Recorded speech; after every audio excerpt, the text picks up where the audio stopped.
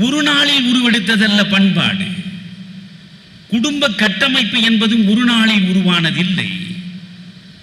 எனவே இது காலம் காலமாக வளர்த்தெடுக்கப்பட்டது. இப்படி காலம் காலமாக வளர்த்தெடுக்கப்பட்டு ஒருவனுக்கு ஒருத்தி என்கிற நிலைக்கு வருவதற்கு எத்தனை காலம் நாம் பின்னிருந்து பார்த்தால் பயணித்திருப்போம் என்று புரியும். ஆனால் அந்த இடத்திலிருந்து இந்த மிகச்சரியான இடத்திற்கு வந்த நாம் இன்றைக்கு பழைய கற்காலத்தை நோக்கி திரும்பிக் கொண்டிருக்கிறோமே என்றால் இதை நீங்கள் அனுமதிக்கப் போகிறீர்களா? இன்றைய இளைய தலைமுறையிடம் எந்த விதமான ஒழுக்கம் குறித்த விழிப்புணர்வும் இல்லை. விழிப்புணர்வே இல்லை. பாடத்திட்டத்தில் ஒழுக்கத்திற்கான ஒரு இடம் இருக்கிறதா?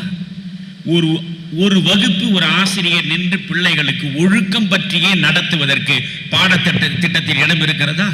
கிடையாது. நான் திட்டக்குழு உறுப்பினராக இருக்கிற பொழுது கலைஞர் அவர்கள் முதல்வராக இருந்த நேரத்தில் 15 நாட்களுக்கு ஒரு முறை அவரை சந்தித்து பல்வேறு பிரச்சனைகள் குறித்து விளக்குவேன்.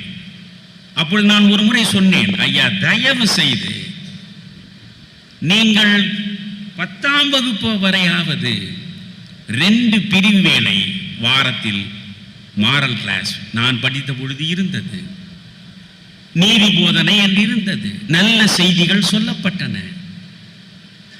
அதில் ஒழுக்கம் மிக முக்கியமாக திரும்ப திரும்ப பிள்ளைகளிடம் வலியுறுத்தப்பட்டது.